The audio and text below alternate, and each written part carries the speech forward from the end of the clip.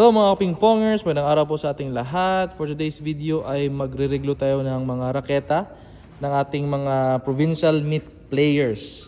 So nag-racket checking tayo tonight guys, and yung mga kailangang i-reglo is i-reglo natin. Iba't ibang raketa ang nandito, iba't ibang mga rubbers, merong Jola, merong Green Paddle, Germany, iba't ibang brands. Meron tayong mga Butterfly, may mga Double Fish, iba't ibang mga mga racket setup, at iba't iba din yung mga amoy ng mga raketa nila guys.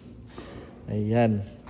So ito pong ginagawa namin is isa sa mga paghahanda namin sa mga upcoming meets namin, tulad ngayon, next week is provincial meet po ng mga bata. So kailangan nating i-check yung mga raketa nila para goods na goods paglaro nila. And sa mga ping-pongers natin na gustong magpa-setup ng raketa or mag-inquire about table tennis blades and rubbers, PM na po dito sa ating FB page, Ping Pong Polomolok. Thank you so much. God bless.